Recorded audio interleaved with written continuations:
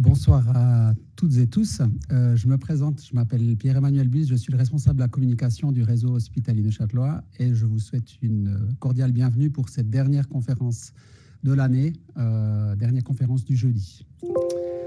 La conférence de ce soir est consacrée au VIH. 40 ans que le virus a été découvert. Je me rappelle assez bien, même si j'étais très jeune, puisque ça avait été, à l'époque en tout cas, quand on en parlait, un peu un électrochoc et quelque chose qui faisait extrêmement peur, notamment la bande dessinée de Joe. Peut-être que vous vous en souvenez. Moi, je me souviens de l'avoir reçue à l'école et d'avoir été un peu vraiment impressionné, je pense, par le virus et cette maladie qui en découlait. Parce qu'à l'époque, le VIH, ça voulait dire mourir. Il n'y avait pas tellement de plan B. Aujourd'hui, heureusement, grâce au progrès de la médecine, les personnes séropositives ont la chance de pouvoir vivre normalement grâce à un dépistage précoce et des traitements adaptés. Reste toutefois le regard des autres, la question sociétale qui entoure la maladie. Quels sont les risques de transmission? C'est aussi une question qu'on peut se poser aujourd'hui, qui était assez tranchée à l'époque. Quels sont les traitements proposés? Comment s'organise le dépistage, etc., etc. Beaucoup de questions en lien avec le VIH, questions auxquelles les intervenants de la soirée vont répondre, j'en suis sûr. Donc, je vous les présente rapidement. Tout d'abord, juste à ma gauche, le docteur Olivier Clerc, qui est médecin-chef du service d'infectiologie du RHNE. La doctoresse Andrea Kunsley, qui est médecin-chef adjointe au sein du même service d'infectiologie. Ensuite, Marielle Grosjean, qui est infirmière spécialisée en infectiologie également. Vincent Jobin, responsable du dépistage au sein de l'association Génération Sexualité Neuchâtel. Et enfin, pour terminer, Claude Bonjour, responsable du secteur soutien accompagnement au sein de l'association Génération Sexualité à Neuchâtel. Et nous aurons, je tiens à le préciser, puisqu'il y a 6 personnes sur la scène, le témoignage de Mickey qui viendra en cours de conférence éclairer un peu son vécu, lui qui vit avec le VIH depuis 30 ans. Au terme de la présentation, il y aura comme d'habitude une partie réservée aux questions-réponses. Donc, je vous demanderai de lever la main parce que comme la conférence est captée et enregistrée, qu'on puisse vous entendre à distance.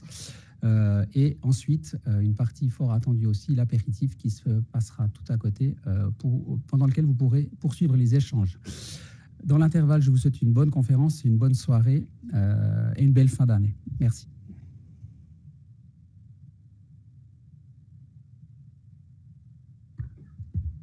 Voilà, bonsoir à tous. Merci beaucoup d'être venus ce soir pour parler de ce sujet qui nous intéresse tous au plus haut point. Donc, comme vous savez, sans doute le 1er décembre, c'est la journée mondiale du sida. Et donc, le mois de décembre est traditionnellement un mois où on essaie de parler de cette thématique et puis, disons, de faire ce sujet ce soir. C'était une bonne occasion, effectivement, de faire une rétrospective.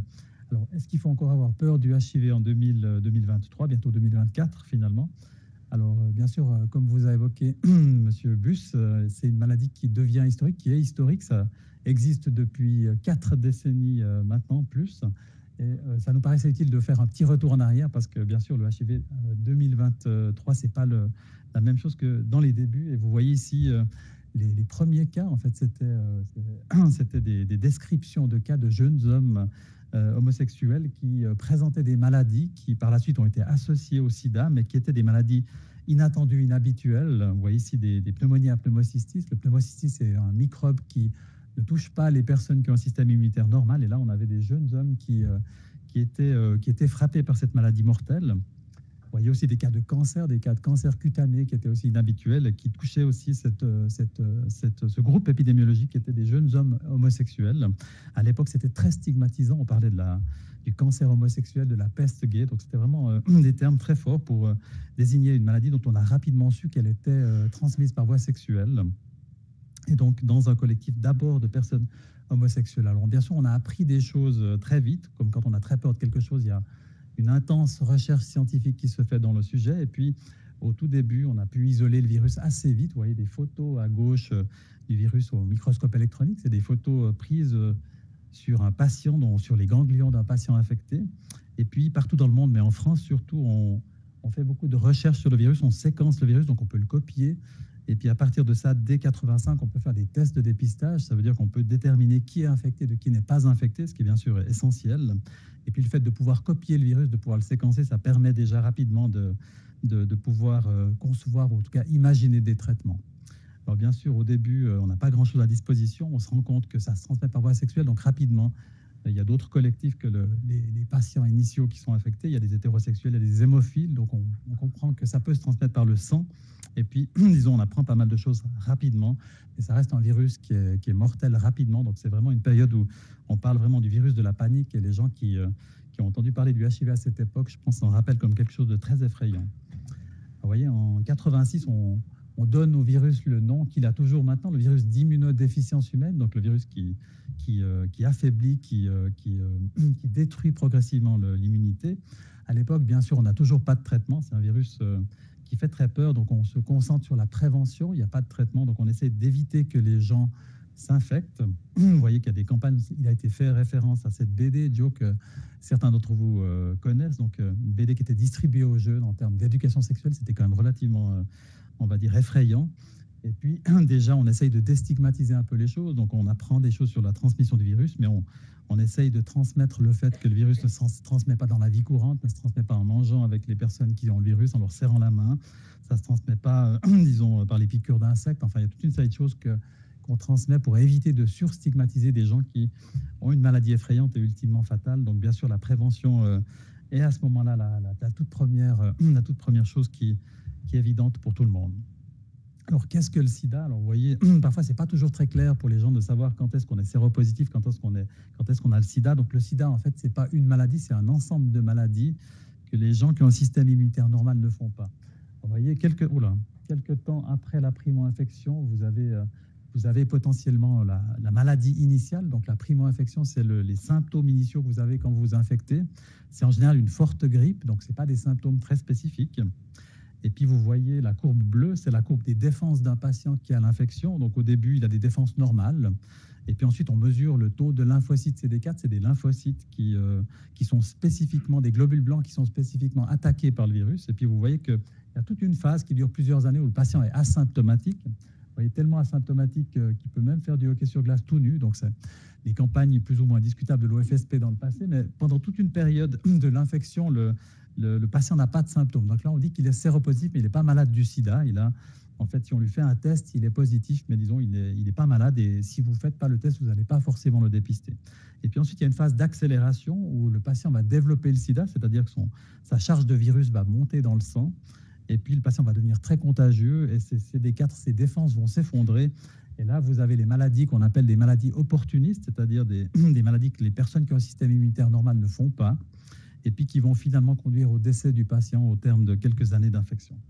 Donc le sida, ce n'est vraiment pas une maladie en soi, c'est un ensemble de maladies qui sont des maladies que les personnes qui ont un système immunitaire ne font pas. Et donc les personnes qui souffrent du virus VIH vont le faire parce que leur système immunitaire va s'épuiser au fil du temps. Donc voilà, les maladies qui définissent le sida, je ne vais pas vous faire la liste, mais il y en a toute une série. Alors par exemple, la tuberculose, c'est une maladie où le médecin de famille doit vous proposer de faire un test VIH. Si vous avez une candidose, une mycose de l'œsophage, le médecin de famille doit vous proposer de faire un test VIH. Donc, il y a toute une série de maladies qui définissent le sida et qui nécessiteraient un dépistage. Vous voyez, le cancer du col de l'utérus, par exemple, ce n'est pas seulement des infections. Alors voilà, il y a toute une série de situations face auxquelles un médecin généraliste doit vous proposer un test, ce qui est quand même mettre une grosse charge sur le médecin traitant qui doit s'occuper du diabète, du cholestérol, de votre dépression, si vous en avez une, et puis accessoirement reconnaître les situations où il doit faire un test du VIH. Tout ça en 20 minutes parce qu'après, il n'est plus payé. Donc, en fait, en gros, c'est mettre une grosse charge sur le système de santé du médecin généraliste. Et puis, finalement, il serait probablement plus justifié de dire à tout le monde, faites un test de temps en temps parce que ça fait du sens. Et on fait ça, par exemple, pour les femmes enceintes. À 3 mois de grossesse, toutes les femmes enceintes, quelles qu'elles soient, ont un test HIV. Et grâce à ça, on a réussi à éradiquer, finalement, la transmission de la mère à l'enfant du virus HIV. Donc, probablement que si on était un peu plus proactif pour proposer des tests de dépistage, on serait meilleur pour soigner les patients aussi. Alors, pour revenir à l'histoire, un peu les années 80 à 96, vous voyez, c'est des années sombres parce que les gens mouraient du sida. Et puis, c'est un peu la période qui a en fait frappé les gens. Vous voyez qu'il y a toute une série de célébrités qui ont révélé leur séropositivité. Il y a eu des films qui ont été faits là-dessus. Donc, dans l'imaginaire, on va dire, l'imaginaire général, c'est cette période qui a un peu frappé les gens. Et puis, disons, quand on pense au sida, on pense vraiment à ces images-là, choc, de personnes qui perdaient du poids, qui développaient des symptômes et qui finissaient par mourir dans des circonstances souvent malheureusement tragiques. Et puis, les personnes infectées actuellement souvent connaissent des gens qui étaient leurs compagnons, leurs amis, leurs proches de l'époque et qui sont morts du sida. Donc, c'est vraiment la période sombre, les années où on n'avait pas de traitement efficace. Voilà, les premiers médicaments sont arrivés assez vite. Hein.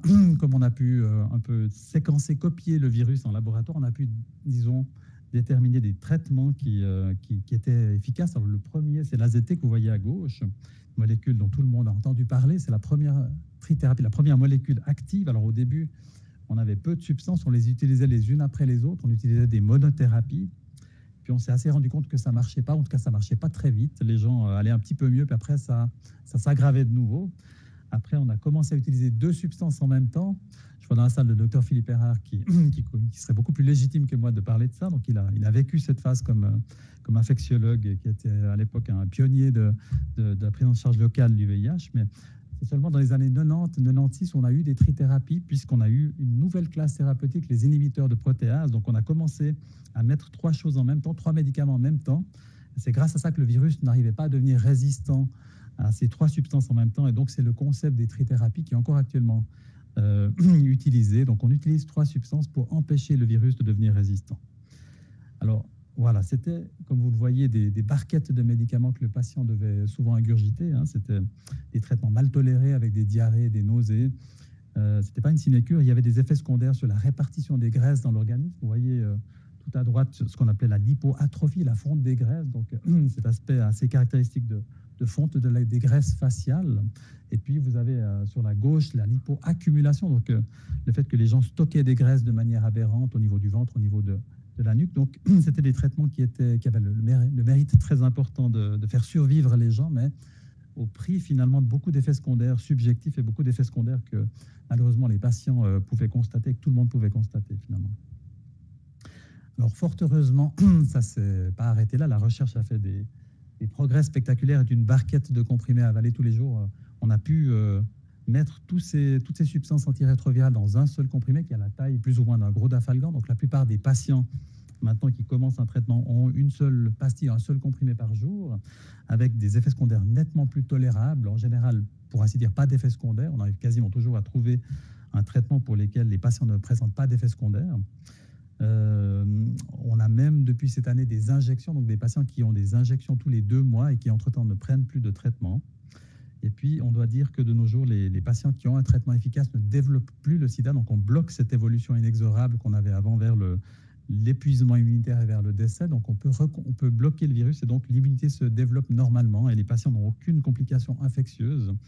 Et donc, de nos jours, en fait, un traitement est recommandé pour tous les patients. Il n'y a plus de patients normalement avec une infection VIH qui n'a pas de traitement qui lui soit recommandé. Ça, c'est pour les évolutions du point de vue thérapeutique qui ont été vraiment spectaculaires, je dirais, dans les dernières années. Comment est-ce que ça se traduit? Je ne vais pas vous montrer des kilomètres d'études cliniques, mais disons, vous voyez ici une étude publiée dans la fin des années 2000 où on comparait en fait la survie des patients contrôle, donc des patients qui n'ont pas le VIH, qui avaient une survie supposée normale. Et puis, dans la première période d'apparition, avant l'apparition des traitements hautement efficaces, vous voyez que la survie était vraiment drastiquement différente. Les gens mouraient beaucoup plus vite. Vous voyez que très rapidement, quand on a eu des traitements efficaces, on a une survie qui se rapproche des traitements, enfin de la survie des personnes qui n'ont pas le VIH.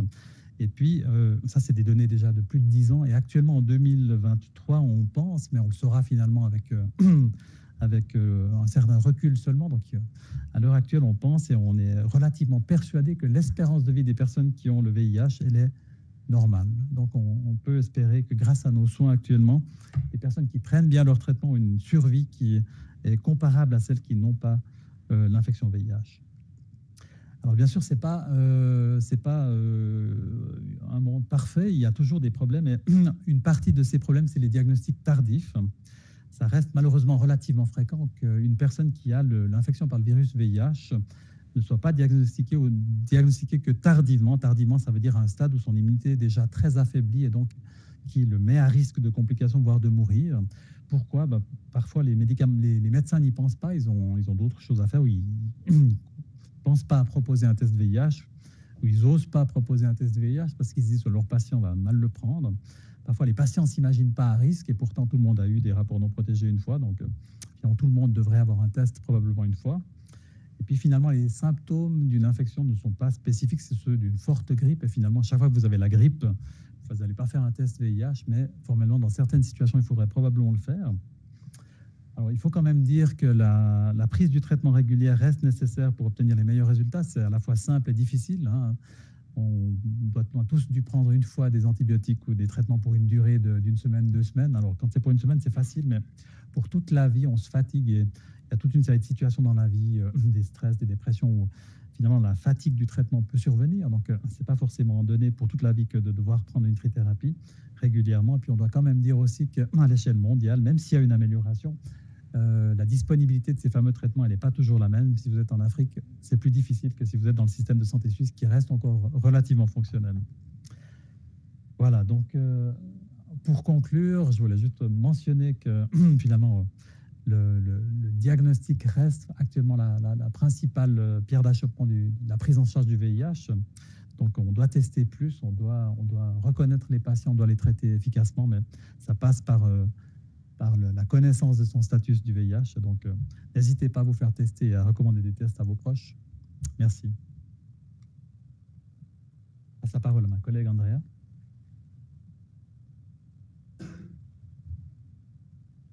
Bonsoir, merci d'être là. Ça nous fait plaisir d'avoir un public qui s'intéresse à un sujet, à une maladie qui nous tient vraiment à cœur. Vous allez remarquer qu'on a des citations de nos patients qui se présentent comme ça. C'était notre action de l'année passée à l'occasion de la Journée mondiale du sida. Marie-Elle Grosjean, notre infirmière, elle a collectionné lors de son OCAS des citations de nos patients. Et je pense le résumé du talk que vous allez entendre, enfin que vous venez d'entendre d'Olivier Clerc, je me sens pas malade, ça peut résumer un peu comment on peut vivre le VIH aujourd'hui. Hein. Ça reste très difficile pour nos patients, mais de côté médical, on voit qu'ils tolèrent bien les traitements et ça se passe pour la grande majorité heureusement très bien. Donc il y a même des gens qui nous disent je me sens pas malade. C'est ce qu'on leur souhaite finalement. Mon sujet, c'est un peu la transmission du VIH. Donc, quelle situation il y a risque de transmission? Si, par exemple, je me pique avec une aiguille que je trouve dans un parc, chose qui ne devrait pas arriver, ou si je suis victime de morsure humaine, est-ce que je suis à risque d'attraper le VIH? Est-ce que je suis à risque quand je suis soignante? Je pique avec une aiguille que je viens d'utiliser sur quelqu'un. Qu'est-ce qu'il faut faire quand il y a une exposition potentielle? Et quels sont les moyens de prévention? Donc, pour comprendre la transmission du VIH, il faut regarder plusieurs points. Déjà, quels sont les liquides corporels qui sont à risque de transmission? C'est le sang, le sperme, les sécrétions anales et vaginales. Et après, quelles sont les situations à risque de transmission? Vous trouvez ça à droite. Vous voyez les transfusions sanguines avec du sang qui contient du VIH, c'est à très haut risque. Donc, s'il y a une transfusion comme ça, 92% d'attraper le VIH. Bien sûr, de nos jours, c'est très, très, très sécurisé. Hein. Ils font des tests très sûrs dans les centres de transfusion. Donc, c'est négligeable. Mais théoriquement, un sang contaminé par le VIH, ça serait un très haut risque. Après, des personnes qui utilisent des drogues en IV, si elles s'échangent des aiguilles, on a un risque par exposition toujours à 0,6% par exemple. Si un soignant vient de se piquer avec une aiguille qui vient d'utiliser, le risque est 3 fois moins, donc c'est 0,23%. L'exposition en muqueuse, c'est vraiment très bas. Au niveau sexuel, on voit une explication pourquoi les hommes homosexuels sont parmi la population la plus touchée chez nous, parce qu'un rapport anal réceptif, ça veut dire c'est entre les hommes ou parfois aussi les femmes, c'est quand même avec 1,38% un certain risque, mais peut-être pas aussi autant qu'on s'imagine.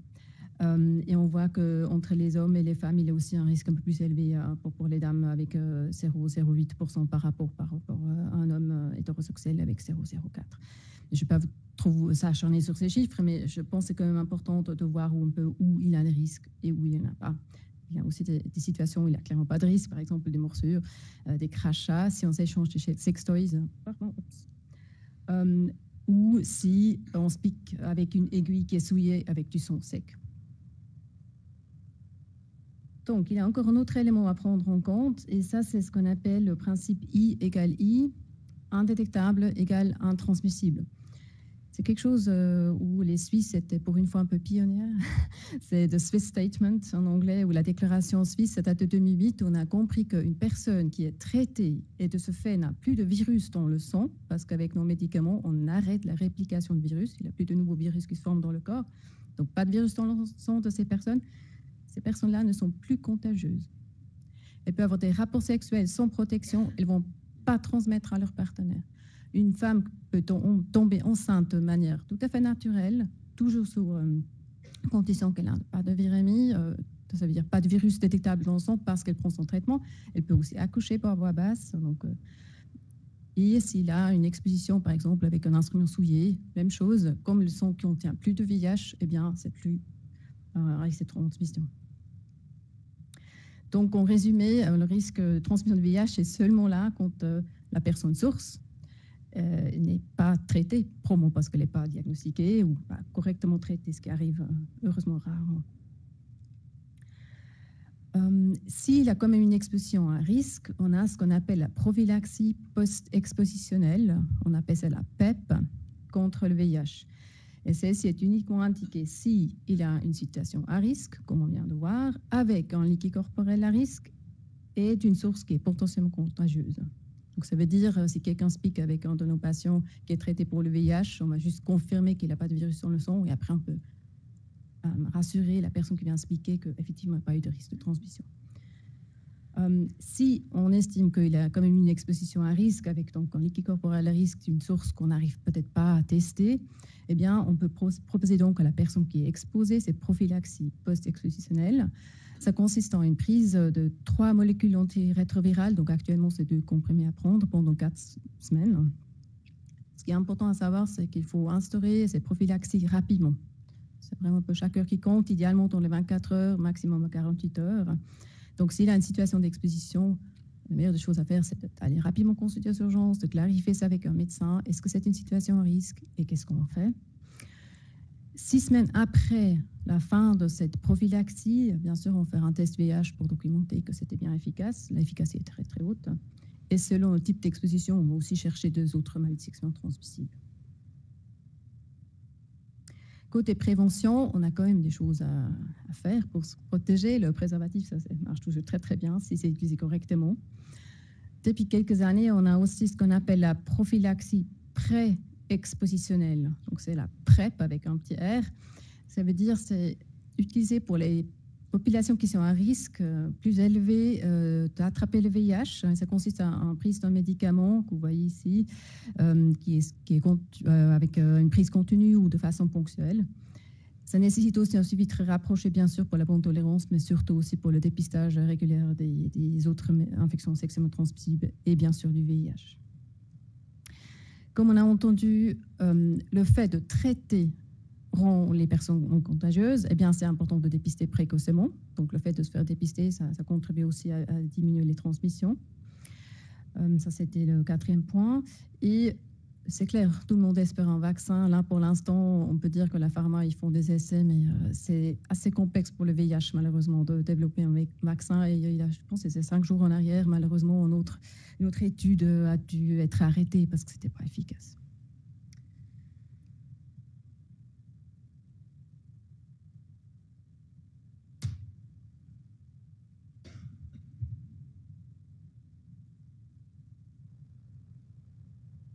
Voilà, moi je vais vous parler de stigmatisation envers les personnes qui vivent avec le VIH. Je crois, comme l'a bien démontré le docteur Claire dans sa première présentation, au début de l'épidémie, toutes les conditions étaient réunies pour entraîner une stigmatisation. On avait peur de cette maladie, il n'y avait pas de traitement médicamenteux, les gens mouraient, et puis ça touchait une population marginalisée. Et puis actuellement, de nos jours, donc on l'a aussi vu, donc les personnes qui sont traitées efficacement, elles ne transmettent plus le virus et puis elles peuvent aspirer à une vie similaire à la population générale. Pourtant, encore actuellement, cette stigmatisation, elle est très présente, elle fait souffrir nos patients. Et puis, ce n'est pas qu'une idée dans la tête de nos patients, c'est vraiment une réalité. Il y a plusieurs études scientifiques qui le démontrent que cette stigmatisation existe toujours. Donc moi, je vais vous parler de cette stigmatisation et puis de la façon dont on accompagne nos patients au sein de notre consultation.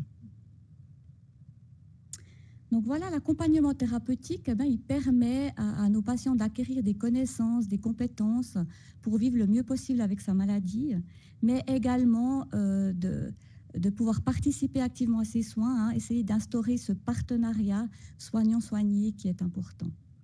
Donc c'est vrai qu'une des thématiques centrales dans l'accompagnement de nos patients, eh bien, ça va être de travailler sur cette souffrance, souffrance d'avoir été contaminé par le virus, et puis aussi de travailler sur l'acceptation de la maladie. Donc pour ça, moi, ce que j'essaye vraiment d'offrir à nos patientes et nos patients, eh bien, c'est un espace de parole où ils vont pouvoir parler sans crainte de jugement, sans tabou, de leurs difficultés de vie au quotidien, des enjeux que représente le fait de vivre avec le VIH. On va aussi aborder d'autres thèmes, quelle est la représentation qu'ils se font des médicaments, qu'ils se font aussi de la maladie. Et puis, je dirais que toute cette exploration, ça va favoriser l'adhésion thérapeutique de nos patients. C'est vrai que le docteur Claire en a parlé aussi. C'est pas si facile de prendre des médicaments tous les jours. Et puis, je dirais que ça va aussi favoriser ce lien de confiance soignant-soigné. Et puis, à mon avis, qui est vraiment à la base de l'accompagnement thérapeutique. Donc voilà, qu'est-ce que nous disent nos patients durant ces consultations?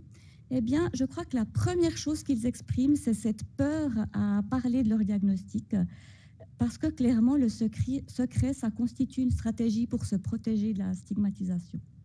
Alors, ils évoquent différentes craintes à cela. Donc, je pense que la première, eh bien, c'est autour des représentations de l'infection par le VIH, qui est encore, malheureusement, de nos jours, associée à des comportements moralement répréhensibles, encore associée à la prostitution, à l'infidélité au sein du couple.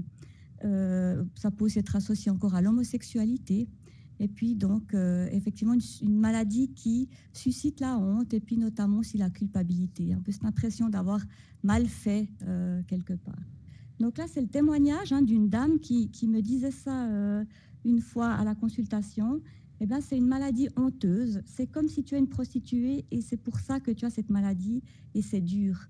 Quand tu n'as pas de lien avec une vie comme ça, c'est dur. C'est que c'est transmis sexuellement et c'est ça le problème. Donc, un propos qui illustre bien cette situation. Plusieurs de nos patientes et patients expriment aussi avoir peur de vivre une stigmatisation supplémentaire, stigmatisation qu'ils ont peut-être déjà vécue avant l'annonce de leur maladie, que ce soit en lien avec leur couleur de peau, avec leur statut peut-être de migrant, que ce soit en lien avec leur orientation sexuelle également. Et puis, sinon, il y a aussi plusieurs de nos patients qui expriment avoir peur du regard des autres, notamment peur du regard des proches. Et puis, ils n'ont pas envie d'être vus comme quelqu'un de malade, ils n'ont pas envie que les attitudes changent vis-à-vis d'eux. Donc, je crois qu'on peut le dire, qu'il ne s'agit pas d'une maladie comme une autre, et puis c'est pour ça qu'elle inciterait à des procédures d'exclusion. C'est vrai que je me réjouis déjà beaucoup d'entendre le témoignage de Miki, qui va pouvoir parler notamment de cette crainte du regard des autres. C'est que je salue déjà son courage à être parmi nous ce soir. Eh bien, ce secret, il peut au fait être vu comme un paradoxe, parce que d'un côté, il va protéger de la stigmatisation, mais de l'autre côté, il va empêcher la mobilisation d'un réseau de soutien. Et puis nos patients, ils vont se retrouver seuls à devoir gérer les effets psychologiques de la maladie. Ils vont venir seuls aussi aux consultations chez nous, peut-être pour absorber des nouvelles un peu plus difficiles. Et puis, c'est vrai que souvent, nous, en tant que soignants, nous sommes leurs seuls interlocuteurs. Et puis, beaucoup de patients, pratiquement tous, nous disent « mais moi, je connais personne d'autre qui vit avec cette maladie ». Et quelque chose qui, certainement, qu'ils aimeraient bien. Nous, on a voulu proposer de l'éducation thérapeutique de groupe à nos patients, un peu pour favoriser les échanges aussi entre patients. Mais là aussi, il y a cette crainte quand même de rupture de confidentialité. Et puis, c'est vrai que cette dame qui le disait aussi, mais moi, j'aimerais bien pouvoir témoigner aussi, pouvoir motiver les gens à avoir envie de continuer, leur montrer que j'ai eu des périodes très difficiles et que maintenant, je vais beaucoup mieux. J'ai aussi envie de dire aux gens à qui se confier que c'est important de pouvoir parler à des personnes de confiance. Donc voilà, échanger, ça peut apporter un soutien émotionnel. Alors cette stigmatisation, comme on l'a vu, elle fait souffrir nos patientes et nos patients, mais c'est aussi une menace. C'est une menace pour les personnes qui vivent avec le VIH, une menace pour leur adhésion thérapeutique, des personnes qui généralement se cachent pour prendre leurs médicaments, prennent jamais leurs médicaments en public. Moi, je pense souvent aussi à cette dame qui me disait « mais Moi, quand j'ai mes médicaments dans la main, quand je dois prendre mes médicaments, mais au fait, j'ai la rage contre cette maladie qui me fait tellement souffrir. C'est aussi une menace, cette stigmatisation pour la santé mentale de nos patients. Il y a plus de risques de dépression, il y a plus d'anxiété chez les personnes qui vivent avec le VIH. Et puis, c'est aussi une menace pour l'accès aux soins parce que les personnes consultent plus tardivement d'autres spécialistes parce qu'elles ont peur, effectivement, de devoir parler de leur maladie. Cette stigmatisation, c'est aussi une menace pour la population générale parce que c'est un frein au dépistage de l'infection par le VIH. Je crois que le docteur Claire l'a bien dit, il faut se faire dépister, mais les gens ont parfois aussi peur en lien avec cette stigmatisation, qui est certainement une des plus grandes barrières pour faire face à l'épidémie de l'infection. Donc, pour conclure, comment lutter contre cette stigmatisation? C'est pas tout simple, hein, malheureusement. C'est vrai que peut-être une des premières choses, on peut tous se poser la question, mais si je connais personne qui vit avec le VIH, eh bien, est-ce que peut-être j'ai un proche qui n'a jamais osé m'en parler? Donc, c'est vrai que là, on doit essayer d'avoir une attitude qui favorise le fait de pouvoir parler de sa maladie. Je crois qu'il faut vraiment être conscient que c'est une maladie qui nous concerne tous. Ce n'est pas une maladie qui concerne uniquement les autres, qu'il n'y a pas du tout de honte, hein, il n'y a pas de culpabilité à avoir cette maladie. Après, je crois que dans le fond, eh bien, c'est lutter contre cette stigmatisation, c'est aussi combattre toutes les formes de discrimination, hein, que ce soit le racisme, que ce soit les discriminations en lien avec l'orientation sexuelle, avec le travail du sexe, avec la migration et avec la consommation de drogue. Peut-être que seulement à ce moment-là, on pourra dire que c'est une maladie comme une autre. Alors voilà, maintenant, je passe la parole à Miki qui va nous apporter son témoignage, que je remercie beaucoup. Oui.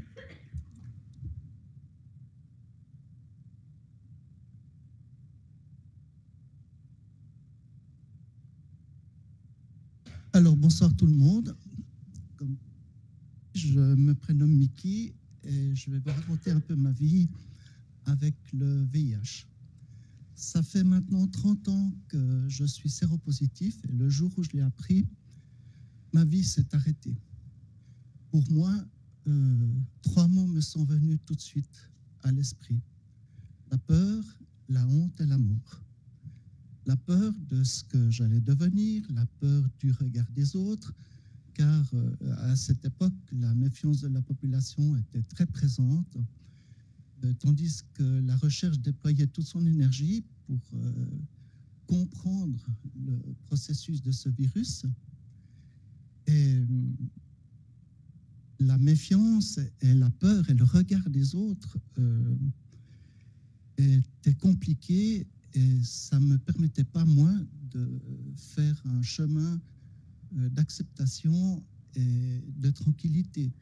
Et pendant ces 30 ans, enfin plutôt ces 15 ans maintenant de silence, c'était compliqué de vivre comme ça. La honte, j'avais honte de ce que j'avais fait, j'avais honte de me regarder dans un miroir, j'avais vraiment le sentiment d'avoir perdu mon estime. Et la mort, eh ben, je me considérais à cette époque comme un prisonnier qui attendait de mourir dans le couloir de la mort. Ça, c'était assez compliqué, je dois dire. Et puis, je suis resté dans le silence pendant plus de 15 ans. Et suite à une émission que j'avais vue à la TV, j'ai eu un déclic et je me suis dit, c'est ça que je voudrais faire. Et j'ai discuté avec mon médecin de l'époque, en expliquant un peu mon problème. Et j'en avais marre de vivre dans ce silence et puis j'avais vraiment besoin de retrouver mon identité. Et le médecin me dit, mais Miki, il y a à Neuchâtel une association qui va faire des témoignages dans les écoles. je me suis dit, ben voilà, ça c'est exactement, en tout cas sur le moment, c'est ce que je voulais faire. J'avais besoin de sortir de ce silence. Et le jour où je me suis approché de cette association, quand j'ai rencontré tout le monde, pour moi c'était un peu magique parce que finalement, j'étais considéré comme une personne normale. Et j'ai été surpris parce que tout le monde parlait des mêmes soucis que moi. Et du coup, je me sentais plus seul. Enfin, j'avais osé faire le pas pour approcher une association parce que avant, pendant toutes ces années de silence, j'ai jamais osé m'approcher d'une association. Je savais que le GSN existait, mais pour moi, c'était impensable de pouvoir aller parler à quelqu'un de ma vie avec le virus. J'avais tellement honte que je ne pouvais pas. Alors du coup, quand j'ai approché cette association, suite après le premier jour de rencontre, j'ai dit, voilà, c'est ça qu'il faut que je fasse. Donc, j'ai participé pendant une année aux supervisions qui nous permettaient d'ajuster notre comportement, de pouvoir parler bien avec les enfants. Et suite à cette année de supervision, j'ai pu faire ces témoignages dans les écoles pendant 4 ans. Ce qui a été pour moi un moment magique pendant ces 4 ans. Je me suis senti utile et je me suis senti apaisé parce que ce que je ne vous ai pas dit, c'est que quand j'avais appris ma séropositivité, en plus de ces 3 mots, tout de suite, je me suis comparé à cette boule à neige qu'on secoue. Et puis, il y avait tous ces flocons qui bougeaient dans ma tête. J'étais vraiment paumé. Enfin, c'était pas top. Et suite, après ces 4 années de témoignages dans les écoles, je me suis senti vraiment apaisé et j'ai pu vraiment m'accueillir et ne plus vraiment m'identifier qu'à la séropositivité. Et j'étais un peu fier de moi parce que, en fait, cette neige dans cette boule, elle était par terre et puis c'est moi qui lui marchais dessus. Voilà, j'avais un peu des images comme ça qui m'ont permis aussi d'avancer. Et aussi par rapport à mes traitements, j'ai eu beaucoup de chance parce que le jour où je l'ai appris, j'ai directement, sur les conseils de mon médecin, été pris en charge par le corps médical. Et puis j'ai aussi tout de suite été dirigé vers des protocoles. Ce qui, à cette époque, de toute façon, pour moi, c'était ce qu'il fallait que je fasse, parce que j'étais sûr que j'allais mourir de ce virus. Alors, en suivant ces protocoles, ça permettait aussi de faire des avances dans la recherche pour les médicaments. Et ça me dédouanait quand même un petit peu de ce que j'avais fait pour choper ce virus.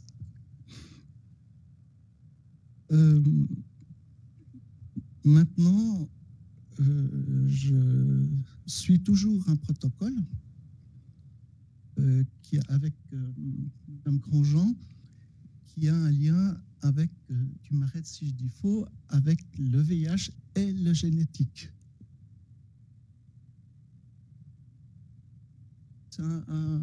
C'est ça, hein, voilà. Alors, voilà, mon idée, toujours de pouvoir faire avancer la recherche, elle est toujours présente. Et voilà, alors on fait ça régulièrement avec Mme Grandjean, et puis ça me convient bien. Au niveau de la prise des médicaments, comme disait le docteur Claire, il est vrai qu'avec ces nouveaux traitements au niveau de la thérapie, pour moi, c'est une vie qui n'est plus du tout la même qu'avant. Tous les effets secondaires qu'il a parlé tout à l'heure, je les ai quasiment tous vécus. C'était des traitements qui étaient lourds, avec des prises fragmentées en plusieurs fois dans la journée. Il fallait toujours, mais toujours avoir de l'eau. Il y avait des heures qu'il fallait être respectées. La première prise de médicaments, par exemple, le matin, c'était 6 heures. Donc, congé, vacances ou pas vacances, pendant longtemps, mon réveil le matin à 6 heures, il sonnait pour que je prenne ces médicaments. Tout le temps. C'était tout le temps comme ça. Et puis, la dernière prise de ces médicaments de l'époque, c'était 22 heures. Donc, n'importe où je me retrouvais, je devais toujours avoir de l'eau avec moi et prendre ce dernier médicament à 22 heures pour vraiment avoir cette continuité qui m'empêchait d'avoir plus de problèmes.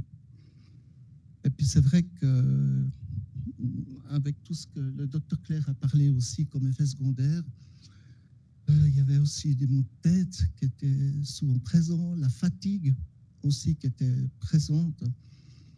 Et maintenant, je dois dire que je revis parce que j'ai plus qu'une prise le matin et j'ai une vie qui est tout à fait normale.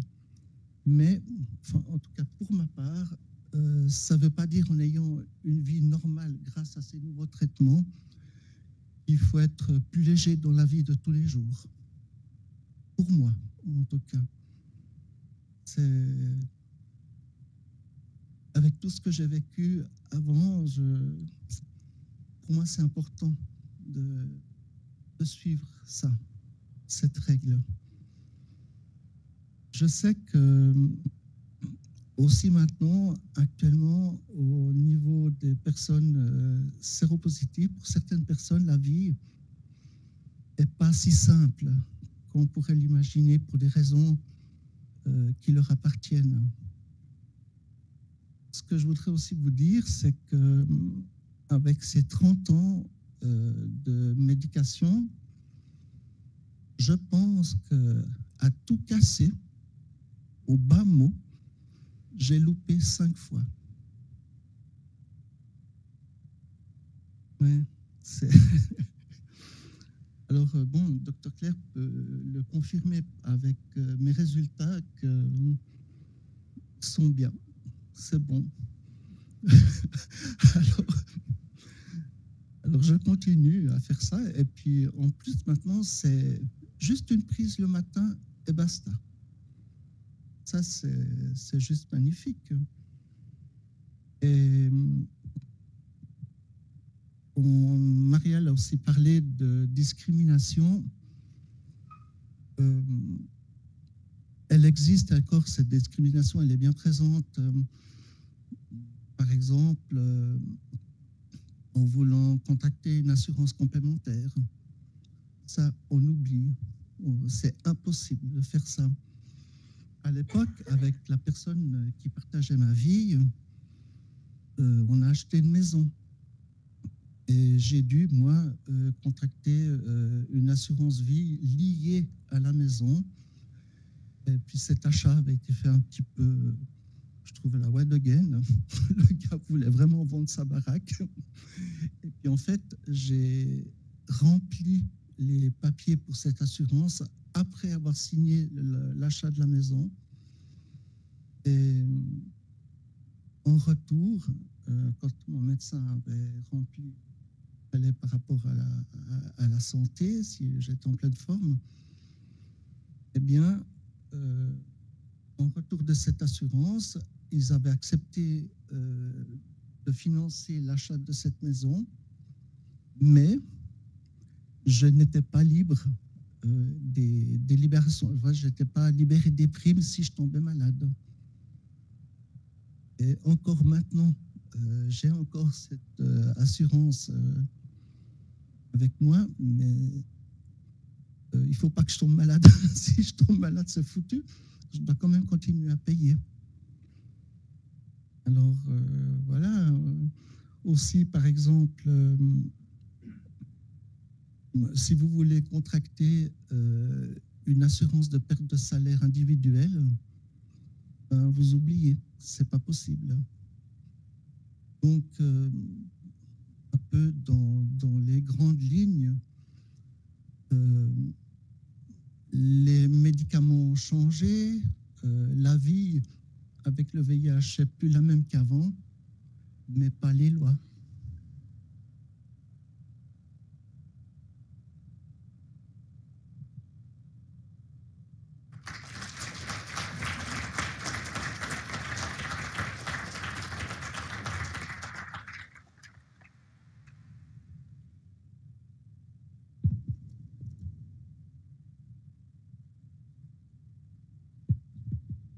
Faut-il encore avoir peur du VIH? Je vais vous parler de ce sujet par rapport au contexte des hommes qui ont des rapports sexuels avec des hommes, il y a eu un lourd tribut par rapport à cette maladie. Encore aujourd'hui, la moitié des nouvelles infections concernent les hommes qui ont des rapports sexuels avec des hommes. Alors, j'aurais envie de dire oui et non. Et pour illustrer mon propos, j'avais envie de vous parler un petit peu des écrits existentialistes, et notamment dans le champ de la psychologie, à travers les écrits de Dr Irving Yalom, psychiatre, psychothérapeute et romancier, que je vous conseille vivement de rencontrer si ce n'est pas encore fait, et plus proche de chez nous, Noël Salaté, qui ont beaucoup écrit sur les pressions existentielles.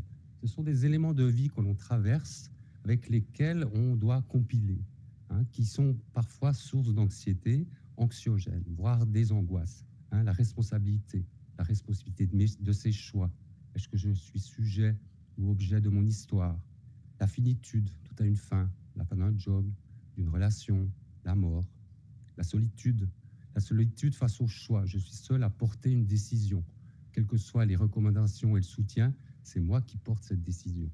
La perfection versus imperfection. Je voudrais être un être parfait. Je ne le suis pas. Comment je vais compiler avec ces questions-là? Et la quête de sens. Quel sens je donne à ma vie?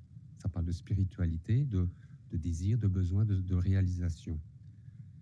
Beaucoup pensent aussi que la sexualité pourrait être aussi un élément important, qu'on n'ait pas de libido ou pas de sexualité. On est confronté à une population, une société très sexualisée, et il y a bien sûr une posture à avoir. Alors, qu'en est-il de ces questions-là quand on s'adresse à une population qui, au regard sociétal, qui est hétérocentré, la majorité de la population est hétéro, les HSH sont une minorité qui ont subi et qui subissent encore parfois de l'homophobie, voire de la sérophobie. Donc, par rapport à la question du VIH, dans la société encore, dans l'histoire, on parlait du cancer gay, du stigma, punition divine. Ils ont contracté le VIH par des comportements inadaptés. Les questions toujours encore d'amalgame, séropositif et homosexuel, le jugement potentiel sur la sexualité ou les sexualités que ces populations vivent, et aussi parfois dans une volonté peut-être d'être soutenante, des propos parfois alarmistes. Ah, mais il faut faire attention, tu appartiens à un groupe à risque, il faut faire attention avec le VIH. Et qu'en est-il du point de vue de la communauté? Il y a une forme de minority stress. Quand on est un groupe minoritaire dans un contexte majoritaire, forcément, il y a des risques d'être discriminés ou stigmatisés. Donc, il y a de l'homophobie que des gens vivent encore aujourd'hui. Toutes les semaines, on a des contacts avec des personnes qui vivent des choses affreuses, ou une forme d'homophobie intériorisée, c'est-à-dire la difficulté de s'accepter tel que l'on est, sans jugement, et afin de se déployer dans la vie comme tout le monde. Il est probable que la peur de l'homophobie soit beaucoup plus présente que l'homophobie. Et cette peur, elle va empêcher probablement l'aller vers, l'oser, son histoire. Donc finalement, dans le contexte gay, l'histoire communautaire et identitaire, elle reste très très présente. L'histoire du VIH dans cette population. Moi, je fais partie de cette génération qui avons connu des gens qui sont morts Et ça reste très présent dans la culture. Il y a à la fois des peurs nuancées, je dirais, entre les hommes homosexuels, c'est-à-dire qui se définissent dans une approche très identitaire, qui s'assument, qui vivent leur histoire, des autres hommes qui ont des rapports sexuels avec des hommes, ça peut être des hommes mariés, qui ont des enfants, une vie de famille, et qui parfois ont des comportements homosexuels. C'est les comportements homosexuels qui sont problématiques par rapport à la question du VIH, ce n'est pas l'identité. C'est pour ça que dans le jargon professionnel, on a beaucoup utilisé ce terme d'HSH pour ne pas encore stigmatiser peut-être une population. Toutefois, il y a une bonne connaissance des modes de protection. Probablement, c'est peut-être la population qui a dû changer de comportement très rapidement en si peu de temps, parce qu'à l'époque, personne dans cette communauté-là, il n'y avait pas d'utilisation de préservatif. Le préservatif n'était pas nécessaire puisqu'il n'y avait pas de risque dans l'absolu de tomber enceinte. Alors oui, il y avait la question des IST, mais elles n'étaient pas aussi évidentes qu'aujourd'hui. Et la sérophobie, que l'on voit encore de façon très présente, je suis de temps en temps sur les sites de rencontres pour me mettre à disposition des personnes qui cherchent des partenaires sexuels. Il y a beaucoup de sérophobie encore. Des personnes qui sont séropositives, qui disent utiliser le traitement préventif, la PrEP. Se dire séropositif, ce n'est pas encore si évident, même dans cette communauté, alors qu'on pourrait imaginer qu'elle pourrait être relativement soutenante. Donc on pourrait se dire, mais finalement, comment travailler, renforcer l'esprit communautaire? J'y reviendrai. Donc oui, on peut encore avoir peur du VIH dans un contexte social, amical, familial, parfois professionnel, comme tout a été évoqué, ce que disait clairement Mickey, la peur du rejet des gens qu'on aime et aussi des gens que l'on côtoie au quotidien. Donc dans le contexte social, amical, familial, professionnel, les assurances, ça a été nommé, et aussi dans la communauté. Donc le silence, c'est encore quelque chose de très présent parmi la population homosexuelle. Et je dirais non, parce que ça a été évoqué tout à l'heure, notamment par Olivier, le sida, voilà, on ne meurt pratiquement plus du sida sous nos latitudes. Donc cette crainte-là, on pourrait quelque part la mettre de côté, comme les comorbidités ou la mortalité par rapport à ça. Et l'accès aux soins, j'ose espérer, du moins dans les services spécialisés, je pense qu'il y a vraiment un accueil, une connaissance très large, à la fois biopsychosociale des questions et des enjeux autour du VIH. Après, on entend quand même parfois dans certains contextes médicaux qu'il peut y avoir des impairs ou des incompréhensions ou même des peurs de certains soignants. Alors par exemple, là je vous propose une campagne qui a eu lieu ce mois de novembre. Tous les 6 mois, il y a une campagne de dépistage spécifique pour les hommes qui ont du sexe avec des hommes. Et vous voyez bien que le message n'est pas l'invitation à aller faire un dépistage, c'est de contextualiser la question des relations sexuelles et affectives dans une dimension beaucoup plus large et holistique. C'est-à-dire parlons-nous, parlons de nous, parlons de nos sentiments, de nos soucis et de nos souhaits. Il y a vraiment, c'est dans une optique d'empowerment, finalement de dire, vous avez le droit d'être en bonne santé et d'oser demander de l'aide autour de vous. Alors, ce n'est pas gagné, mais on voit bien que les enjeux sont quand même qui dépassent finalement la question de la maladie ou du VIH. Donc, une approche biopsychosociale, je l'ai dit, la PrEP, c'est vraiment un outil qui a fait baisser de façon drastique les peurs, qui est comme c'est le deuxième effet intéressant, c'est-à-dire des personnes qui pourraient avoir une sexualité sans peur de contracter le VIH, c'est énorme. Et en plus, ce traitement sera facilité, pris en charge par la LAMAL à partir de juillet l'année prochaine. Renforcer les messages relatifs à l'indétectabilité, une personne bien traitée ne transmet plus le VIH. Il y a encore beaucoup de personnes qui ne connaissent pas cela et ça contribuera à réduire l'impact de la stigmatisation. Pour ma part, il y a un sujet un peu important à tenir compte, c'est le chemsex, l'utilisation de produits psychotropes à l'occasion du sexe, où parfois ça commence en sniff ou des choses comme ça et ça finit en injection. On pourrait revoir malheureusement peut-être des risques de transmission du VIH dans ce contexte-là, parce qu'il y a beaucoup de honte à dire, voilà, je consomme des substances pour du sexe. Voilà, on travaille avec Addiction de Châtel sur ces questions, mais là, il faut rester vigilant, ça se démocratise aussi un peu dans la population générale. Donc toute action de prévention est bienvenue afin de faire baisser la charge virale communautaire, finalement, pour rendre l'environnement plus sûr des hommes gays dans leur environnement respectif, et qui contribueront probablement à faire baisser le stress. Et pour finir, voilà, l'homophobie ou la peur de l'homophobie, de la transphobie, qui est une population qu'on considère aussi comme groupe clé aujourd'hui, qui a beaucoup été occulté pendant les années par rapport à la prévention, sont des freins à l'appropriation des messages de prévention, à l'accès au dépistage et aux soins. Lutter contre la stigmatisation et la discrimination permet la transmission des bonnes pratiques en matière de prévention aux groupes clés de façon plus probante, donc, que ce soit dans le contexte médical, social, familial et professionnel. Voilà, je vous remercie.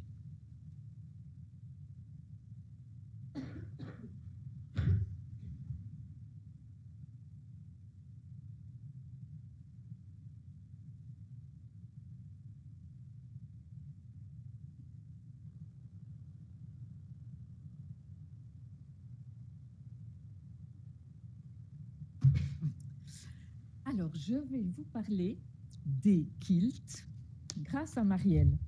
Marielle m'a suggéré de parler des kilts avec un Q, U-I-L-T.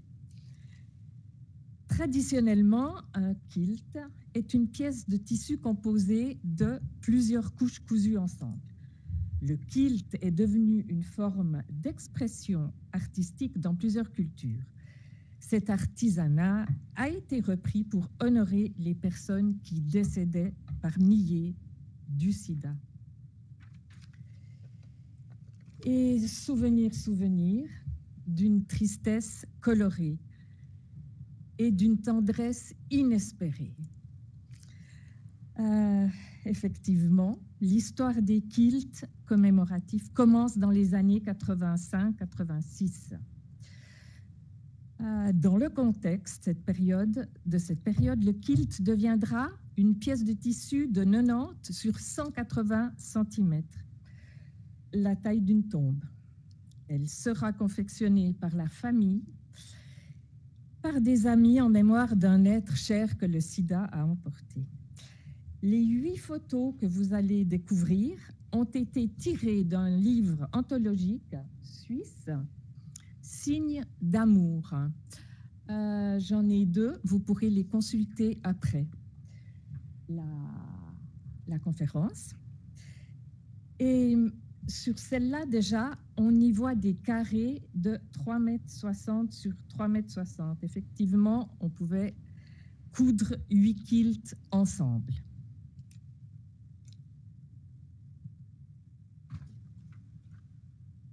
Et là, en 87, des milliers de kilts qui sont alignés devant le Capitole à Washington. Ce sont des photos que les moins de 20 ans ne connaissent pas, mais que les plus de 50 ans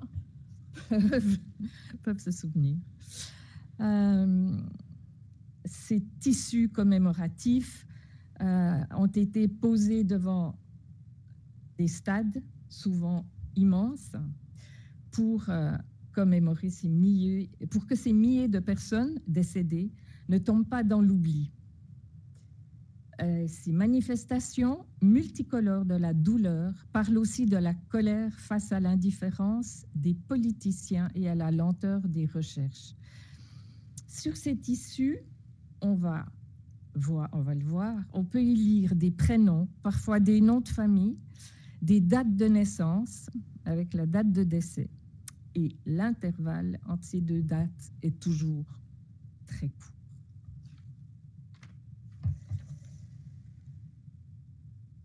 On peut lire des messages poignants, déchirants. Le meilleur des papas du monde, décédé du sida le 2 mars 1987. Je t'aime pour toujours. Baby doll.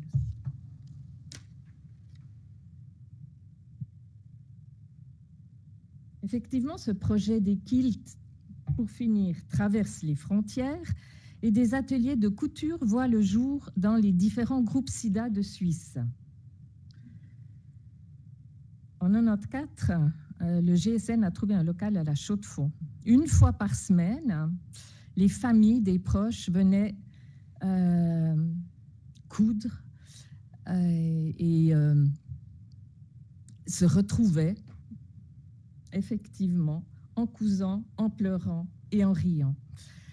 Dès 1995, le GSN a organisé des expositions, commémorations sur les murs des écoles, dans le haut et le bas du canton, à l'hôtel de ville à Neuchâtel, par exemple. Mais petit à petit, cette coutume s'est arrêtée avec l'apparition des trithérapies et l'espoir d'une longue vie. Et là, les prochaines photos, je vais vous les laisser lire. Ils sont tirés de ce livre et ils sont parlants et touchants.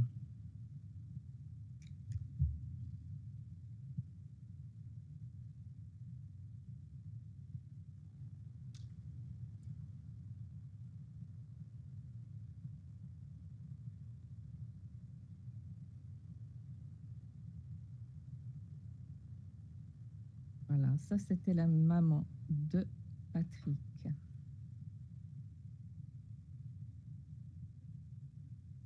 Une autre maman, maman de François.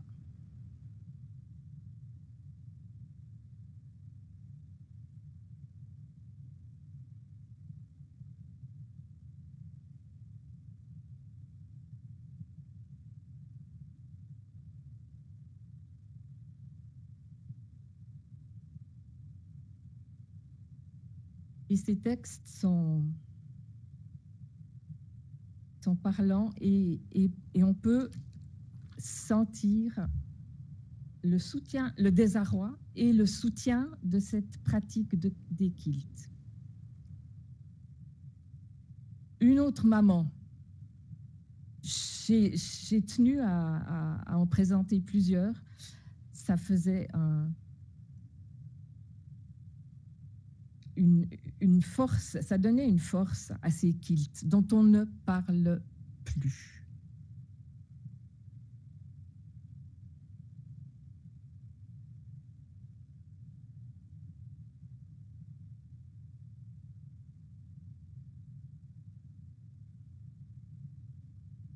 Et la dernière, Elam, qui était une personne très militante dans le paysage de l'époque, SIDA. Elle a été fondatrice de SIDAction à Lausanne. Et voilà. Et une autre mère qui a aussi confectionné un panneau pour son enfant.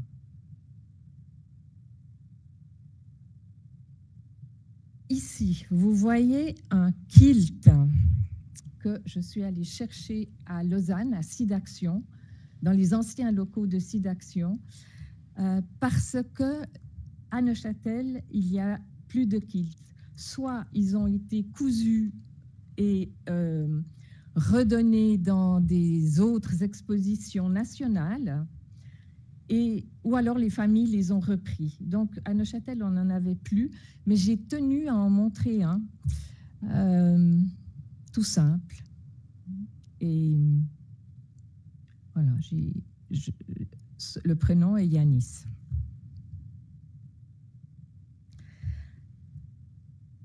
Avec ce survol, le rideau tombe sur cette période excessivement douloureuse, mais néanmoins riche en solidarité.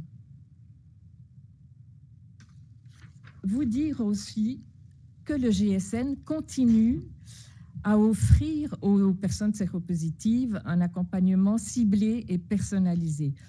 J'ai l'honneur depuis bientôt 30 ans de colorer ce secteur.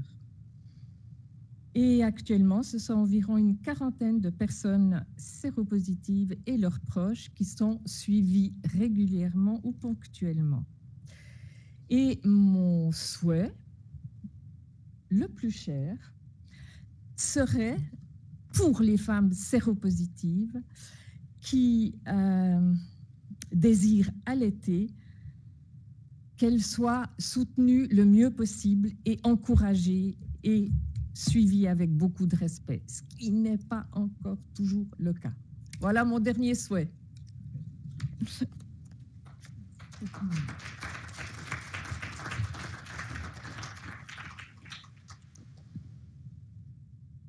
C'est terminé ou il y a encore une intervention avant les questions-réponses? Non?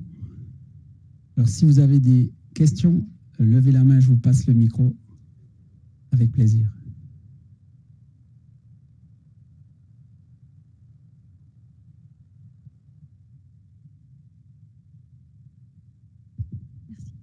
Oui, bonsoir, je m'appelle Léna Clotu et j'ai une question. En fait, bon, j'ai trouvé intéressant la soirée, tout ça, mais on n'aborde pas du tout le problème par rapport au côté professionnel, insertion professionnelle ou réinsertion professionnelle. Faut-il dire à son employeur qu'on a le sida, qu'on n'a pas le sida? Tout ce côté, voilà, j'aurais bien voulu avoir une information là-dessus, parce que moi, je suis concernée par cette maladie, par ma famille, pas par moi-même, mais dans ma famille.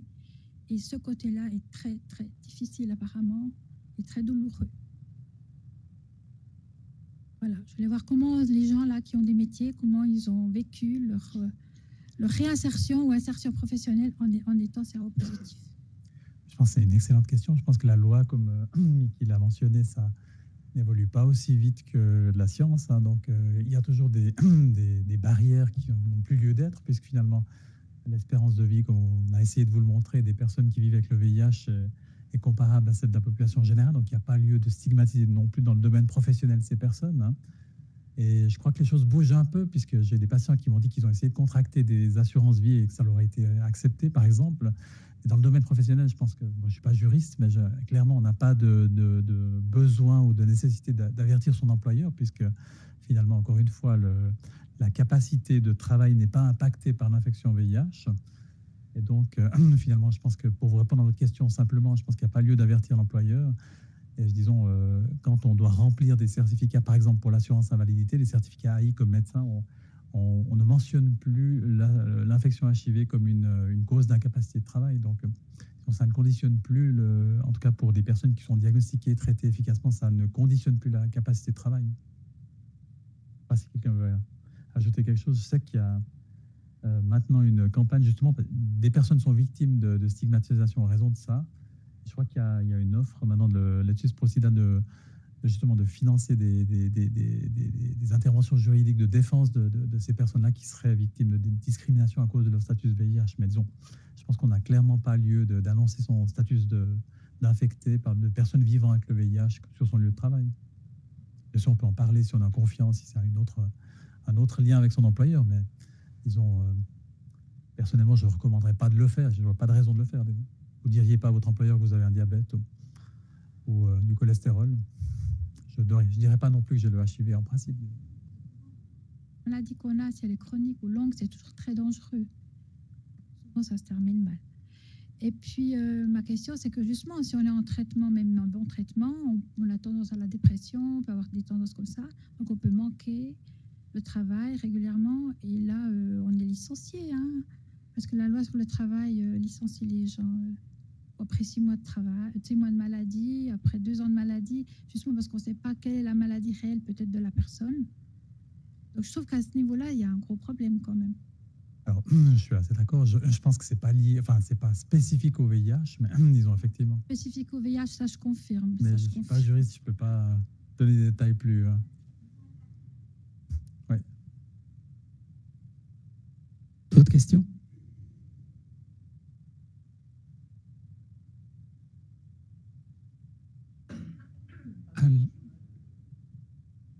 Attendez, Miki, je vous donne le... Non, parce que vous allez pas être entendu pour le captage vidéo. Alors bon, pour ma part, au niveau professionnel, pendant longtemps, je ne l'ai pas dit. Et comme à tout le monde, en fait, et où je suis maintenant au travail, ça fait 22 ans que je suis dans la même maison. Et je travaille dans le médical. Et la RH est au courant de ma situation depuis, je sais pas, je dirais peut-être 6 ans, 7 ans. Et lorsqu'on m'a proposé de venir ici ce soir pour apporter un peu une pierre à ce virus, pour moi, c'était OK de le faire, mais à condition qu'il n'y ait pas de répercussions au niveau du travail. Alors j'en ai parlé avec ma RH et puis elle m'a dit clairement, mais écoute, il n'y a aucun problème, tu y vas, tu le fais si tu veux le faire. Puis je dis oui, mais bon, s'il y a des personnes qui reviennent vers toi pour te dire que Mickey était là, non, il n'y a aucun problème, ça c'est de la discrimination et je ne laisserai pas passer. Donc peut-être que j'ai eu de la chance ou je ne sais pas, dans d'autres travails, comment on sait, mais moi en tout cas, ça se passe plutôt bien. Bon, au niveau de mes collègues, je reste un peu dans le silence et puis disons qu'en plus maintenant, j'ai plus ce besoin d'absolument le dire. Je suis sorti de ce silence après toutes ces années et puis au fait maintenant, je me considère comme une personne normale. J'ai plus besoin de l'étaler à tout le monde. Alors au travail, voilà, pour la petite histoire, dernièrement, il y a une collègue infirmière qui m'appelle et elle me dit « Oh, mais Mickey, tu sais, j'ai regardé le site du RHNE, il y a une conférence contre le virus sur le sida, nanana. Et puis tu sais, sur l'affiche, il y a le même nom que toi. » Puis je dis « Et puis ?» Ouais, puis tu sais, j'étais avec une copine et puis elle a vu la tête que je faisais, nanana. Puis je dis oui, c'est moi. Puis je dis c'est moi, mais t'as pas besoin de la raconter à tout le monde. Elle me regarde et elle dit c'est pas vrai. Je dis oui, c'est vrai, c'est moi, mais maintenant tu te la coinces, c'est bon. Tu le sais, on continue, on y va. Et puis du coup, voilà. Elle est au courant que je suis séropo et puis que je participe à cette conférence. Et puis, on verra les répercussions, dans le fond, ce que ça va donner. Mais j'avais trouvé un peu assez comique cette situation de cette personne qui est tellement sous le choc qui avait le même nom que moi sur l'affiche.